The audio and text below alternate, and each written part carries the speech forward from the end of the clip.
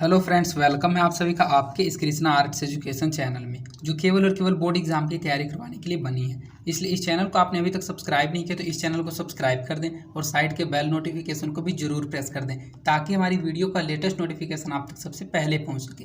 और अगर आपको इस चैनल से रिलेटेड क्लास 10 के नोट्स और PDF चाहिए, आपको क्लासेस के नोटिफिकेशन सही समय पर चाहिए, तो आप हमारे टेलीग्राम चैनल को ज्वाइन कर लें। टेलीग्राम चैनल पर जो नोट्स और PDF आपको दिए जाते हैं वे बिल्कुल मुफ्त में दिए जाते हैं और उनको पढ़कर आप अपने बोर्ड एग्जाम की तैयारी और अधिक अच्छे तरीके से कर सकते हैं। टेलीग्राम चैनल का लिंक डिस्क्रिप्शन में भी दिया हुआ है और आप टेलीग्राम एप्लीकेशन में कृष्णा आर्ट्स एजुकेशन को सर्च करके भी ज्वाइन हो सकते हैं। इसलिए टेलीग्राम चैनल को जरूर ज्वाइन कर लीजिएगा। तो चलिए आज के इस वीडियो में आगे क्यों बढ़ते हैं। आज हम आपको कक्षा 10 का संस्कृत प्यूसम द्वितीय भाग का 8वां पाठ कर्मवीर कथा का ऑब्जेक्टिव क्वेश्चंस करवाने वाले हैं। अर्थात आज हम आपको कर्मवीर कथा पाठ का वस्तुनिष्ठ प्रश्न उत्तर पढ़ाने वाले हैं। और अगर आपको कक्षा 10 के संस्कृत के प्यूसम द्वितीय भाग के किसी अन्य पाठ के वस्तुनिष्ठ प्रश्न उत्तर, लघुत्तर प्रश्न उत्तर या फिर उस पाठ के हिंदी अर्थ के वीडियो को देखना चाहते हैं तो आप डिस्क्रिप्शन में दिए गए लिंक संस्कृत संपूर्ण हिंदी अर्थ, वस्तुनिष्ठ प्रश्न उत्तर और लघुत्तर प्रश्न उत्तर 2023 के प्लेलिस्ट में जाकर किसी भी पाठ की किसी भी वीडियो को आसानी से देख सकते हैं। तो चलिए बिना देर करते इस वीडियो में हम आपको कर्मवीर कथा पाठ का वस्तुनिष्ठ प्रश्न उत्तर पढ़ाते हुए चलते हैं। आपको करना क्या, सिर्फ इस वीडियो में लास्ट तक बने हुए रहना है। मेरी सभी बातों को माइंड कंसंट्रेट करके समझते हुए चलना है। मेरी कोशिश ये रहेगी कि इस वीडियो में हम आपको सभी क्वेश्चन बिल्कुल अच्छे से याद करवा दें। हमारा पहला क्वेश्चन है, कर्मवीर कथा समाज के किस वर्ग की कथा है? ए धनी वर्ग की कथा, बी दलित वर्ग की, सी कुलीन वर्ग की या फिर डी अल्पसंख्यक वर्ग की। तो ये जो कर्मवीर कथा पाठ आपने पढ़ा है ये समाज के किस वर्ग की कथा है? तो ये समाज के एक दलित वर्ग की कथा है। तो इसका सही आंसर ऑप्शन नंबर बी हो जाएगा, दलित। कर्मवीर कथा समाज के किस वर्ग की कथा है? तो कर्मवीर कथा समाज के दलित वर्ग की कथा है। स्नातक परीक्षा में प्रथम स्थान पाकर किसकी ख्याति बढ़ी? शिक्षक की ख्याति बढ़ी, महाविद्यालय की ख्याति बढ़ी, राम प्रवेश राम की ख्याति बढ़ी या फिर राम प्रवेश राम के पिता की ख्याति बढ़ी? तो स्नातक परीक्षा में जो प्रथम स्थान पाया था तो किसकी ख्याति बढ़ी? तो प्रथम स्थान तो पाया था राम प्रवेश राम ने, तो राम प्रवेश राम की ख्याति बढ़ी थी। लेकिन राम प्रवेश राम की वजह से अगर पूछा जाए किसकी ख्याति बढ़ी थी तो वहाँ आपके हो जाएगा महाविद्यालय की, अर्थात उसके महाविद्यालय की। तो यहाँ जो सही आंसर हो जाएगा वो ऑप्शन नंबर सी हो जाएगा, राम प्रवेश राम की। इस टाइप के क्वेश्चन में बच्चे कंफ्यूज हो जाते हैं कि महाविद्यालय टिक करें या फिर राम प्रवेश राम करें। तो स्नातक परीक्षा में जब प्रथम स्थान प्राप्त किया था तो किसकी ख्याति बढ़ी थी? तो जो प्राप्त करेगा उसकी ख्याति बढ़ेगी, अर्थात राम प्रवेश राम की ख्याति बढ़ी थी। वह प्रसिद्ध हो गया था, सभी जगह उसका नाम गूंजने लगा था और उसकी वजह से उसका महाविद्यालय भी प्रसिद्ध हो गया था। तो इसका सही आंसर ऑप्शन नंबर सी हो जाएगा, राम प्रवेश राम की। स्नातक परीक्षा में प्रथम स्थान पाकर राम प्रवेश राम की ख्याति बढ़ गई थी।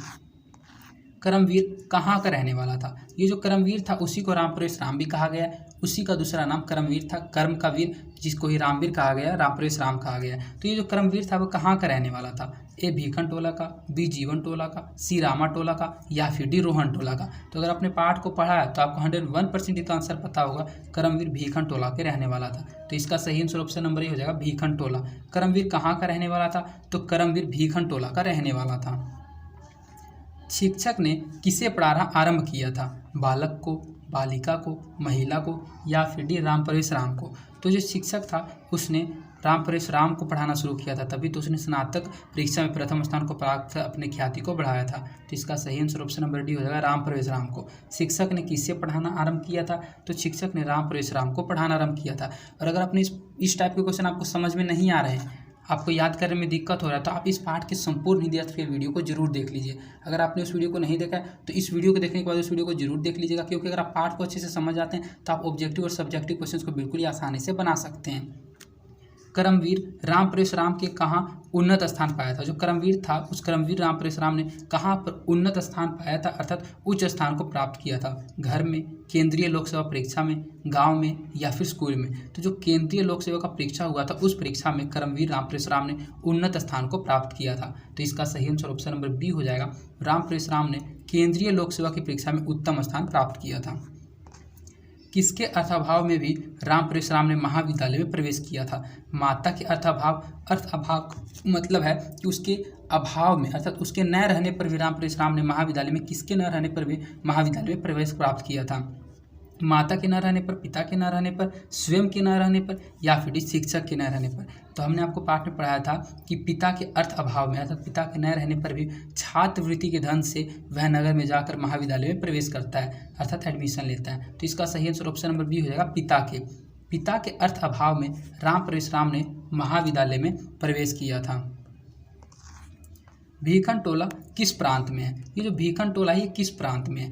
ए बिहार में है, बी उत्तर प्रदेश में, सी मध्य प्रदेश में, या फिर डी राजस्थान में। तो ये जो भीखन टोला है यह बिहार का एक प्रांत है, बिहार प्रांत में ही है। तो इसका सही आंसर ऑप्शन नंबर ए हो जाएगा। भीखन टोला किस प्रांत में है? तो भीखन टोला बिहार प्रांत में है। भीखन टोला देखने कौन आए? ए शिक्षक आए, बी राजनेता आए, सी छात्र आए, या फिर डी धार्मिक नेता आए। तो भीखन टोला देखने जो आए थे वे शिक्षक आए थे, तभी तो उन्होंने राम परशुराम को दलित बालकों के बीच खेलते हुए देखा था और वे उससे आकर्षित हो गए थे और उसको स्वयं अपने विद्यालय ले जाकर पढ़ाना शुरू कर दिए थे। और उसकी शिक्षा से आकृष्ट होकर राम परशुराम को भी लगा कि जीवन की जो उन्नति की राह है वो यही है, शिक्षा ही है, और वहीं से उसने पढ़ना भी शुरू कर दिया था। तो भीखन टोला जो देखने आया था वो शिक्षक आया था।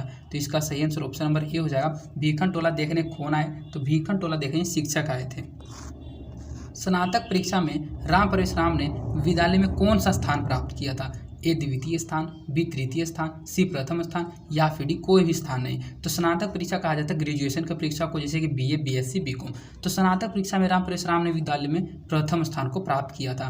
तो इसका सही आंसर ऑप्शन नंबर सी हो जाएगा, प्रथम स्थान को। और उसी वर्ष के अंतर उसने भारतीय लोक सेवा जो केंद्रीय लोक सेवा परीक्षा था उसमें प्रथम स्थान को प्राप्त कर लिया था और वहीं से उसकी जॉब लगी थी, वहीं से वह प्रसिद्ध हो गया था। और स्नातक परीक्षा में राम परशुराम ने प्रथम स्थान को प्राप्त किया था। कर्मवीर ने कौन सा पद प्राप्त किया? लिपिक पद, लघु पद, सी कर्मचारी पद, या फिर डी महत्तम पद। तो कर्मवीर राम परशुराम को ही कहा गया, उसी का दूसरा नाम राम परशुराम था। तो जो कर्मवीर था, आपने इससे पहले पढ़ा कि कर्मवीर ने केंद्रीय लोक सेवा की परीक्षा में उन्नत स्थान को प्राप्त किया था, अर्थात उसने एक महत्तम पद को प्राप्त कर लिया था। तो इसका सही आंसर ऑप्शन नंबर डी हो जाएगा, महत्तम पद। कर्मवीर ने कौन सा पद प्राप्त किया? तो कर्मवीर ने महत्तम पद को प्राप्त किया। लक्ष्मी किस प्रकार के व्यक्ति के पास आती है? यह लक्ष्मी से तात्पर्य धन, पैसा, मनी। तो ये जो लक्ष्मी है वह किस प्रकार के व्यक्ति के पास आती है? बलवान के पास, ज्ञानवान के पास, धूर्त के पास, या फिर उद्योगी के पास। जो लक्ष्मी होता है वह सिर्फ और सिर्फ उद्योगी के पास ही आता है, क्योंकि जो व्यक्ति परिश्रम करेगा, अपना कोई उद्योग स्थापित करेगा, उसी के पास तो धन आएगा, उसी के पास तो मनी आएगा। तो लक्ष्मी जो होता है वह उद्योगी व्यक्ति के प्रकार के पास आता है। तो इसका सही आंसर ऑप्शन नंबर डी हो जाएगा। लक्ष्मी उद्योगी के पास, उस व्यक्ति के पास आती है। कर्मवीर राम परशुराम ने किस परीक्षा में उच्च स्थान को प्राप्त किया था? मैट्रिक की परीक्षा में, स्नातक की परीक्षा में, केंद्रीय लोक सेवा परीक्षा में, या फिर राज्य लोक सेवा परीक्षा में। तो जो कर्मवीर राम परशुराम था उसने केंद्रीय लोक सेवा की परीक्षा में उच्च स्थान को प्राप्त किया था। ये क्वेश्चन पहले भी रिपीट हो गया है, बस पूछने का तरीका इसमें अलग है। तो इसका सही आंसर ऑप्शन नंबर सी हो जाएगा। केंद्रीय लोक सेवा परीक्षा में कर्मवीर राम परशुराम ने उच्च स्थान को प्राप्त किया था। किसकी ख्याति सभी जगह गूंजने लगा? राम परशुराम की ख्याति, राम नरेश राम की ख्याति, राम अवधेश राम की, या फिर दुखित राम की। तो जो राम परशुराम था उसकी ख्याति सभी जगह गूंजने लगी थी जब उसने यूपीएससी में फर्स्ट किया था, अर्थात केंद्रीय लोक सेवा परीक्षा में फर्स्ट किया था। तो राम परशुराम का नाम जो था वह सभी जगह गूंजने लगा था। तो इसका सही आंसर ऑप्शन नंबर ए हो जाएगा, राम परशुराम की ख्याति। परिश्रमी पुरुष को कौन वर्ण करती है? ए सरस्वती, बी लक्ष्मी, सी दुर्गा, और डी गणेश। तो सबसे पहले तो परिश्रमी पुरुष को जो वर्ण करती है वह लक्ष्मी करती है। इसे पहले भी मैंने आपको बता दिया, क्योंकि जो व्यक्ति परिश्रमी होगा उसके पास धन अपने आप ही आ जाएगा अगर वह परिश्रमी है। तो इसका सही आंसर ऑप्शन नंबर बी हो जाएगा। परिश्रमी पुरुष को कौन वर्ण करती है? तो लक्ष्मी वर्ण करती है। दलित पुरुष का नाम क्या था? ये जो पाठ में आपने दलित पुरुष के बारे में पढ़ा, उस पुरुष का नाम क्या था? राम परशुराम, राम नरेश राम, राम अवधेश राम, या फिर दुखित राम। ये क्वेश्चन में जस्ट पहले ही मैंने आपको बताया, ये क्वेश्चन रिपीट हो गया। इसका सही आंसर ऑप्शन नंबर ए हो जाएगा। राम परशुराम दलित पुरुष का नाम था। कर्मवीर कौन है? राम परशुराम है, जीतन राम है, बलराम है, या फिर जयराम है। तो मैंने आपको कई बार बताया कि कर्मवीर का ही दूसरा नाम राम परशुराम था। तो इसका सही आंसर ऑप्शन नंबर ए हो जाएगा, राम परशुराम। कर्मवीर कौन है? तो कर्मवीर ही राम परशुराम है। बालक किसके शिक्षण शैली से आकृष्ट हुआ था? शिक्षक के शिक्षण शैली से, प्रधानाध्यापक के शिक्षण शैली से, प्रशिक्षक की शिक्षण शैली से, या फिर पंडित के शिक्षण शैली से। तो जो शिक्षक था भीखन टोला गांव में जब वह देखने आया था तो उसने एक बालक को देखा था जो ही राम परशुराम था। तो वह बालक को वह दलित बच्चों के बीच खेलते हुए देखता है, तब वह उस बच्चे को ले जाकर अपने यहाँ विद्यालय में पढ़ाना शुरू करता है। और जो बालक होता है वह शिक्षक के शिक्षण शैली से आकृष्ट हो जाता है और पढ़ना शुरू कर देता है। तो इसका सही आंसर ऑप्शन नंबर ए हो जाएगा, शिक्षक के शिक्षण शैली से बालक आकृष्ट हुआ। तो इसका सही आंसर ऑप्शन नंबर ए हो जाएगा, शिक्षक के शिक्षण शैली से। तो इस प्रकार आपके इस पार्ट के 17 ऑब्जेक्टिव क्वेश्चंस कंप्लीट करा दिए गए, जो कि एग्जाम के दृष्टिकोण से मोस्ट इंपॉर्टेंट क्वेश्चन थे। और इन्हीं में से 1 या 2 क्वेश्चन आपके बोर्ड एग्जाम में जरूर पूछे जाएंगे, इसलिए इन सभी क्वेश्चंस को आप बिल्कुल अच्छे से याद कर लीजिएगा। मैं आशा करता हूँ कि ये सभी क्वेश्चंस आपको याद हो गए होंगे, और अगर फिर भी याद नहीं हुए तो इस वीडियो को एक बार रिपीट करके जरूर देख लीजिएगा, और इसके हिंदी अर्थ वाली वीडियो को जरूर देखिएगा, क्योंकि अगर आप 8 क्वेश्चन पढ़ लेते हैं तो इसके अलावा भी अगर कोई क्वेश्चन पूछ दिया जाए घुमा फिरा के, तो आप उसका भी आंसर 101% जरूर दे दीजिएगा। इसके हिंदी अर्थ वाले वीडियो को मैंने बिल्कुल ही अच्छे से बढ़ा रखा है, मैंने लाइन बाय लाइन एक एक शब्द का हिंदी अर्थ करके इस पूरे पार्ट को समझा रखा है। और अगर आपको यह वीडियो पसंद आई है तो इस वीडियो को अपने दोस्तों के भी ज़्यादा से ज़्यादा शेयर कीजिएगा, और इस वीडियो को लाइक भी जरूर कीजिएगा, जिससे मेरा मोटिवेशन बना हुआ रहता है। और अगर आपने अभी तक इस चैनल को सब्सक्राइब नहीं किया तो इस चैनल को सब्सक्राइब कर दें और साइड के बेल नोटिफिकेशन को प्रेस कर दें।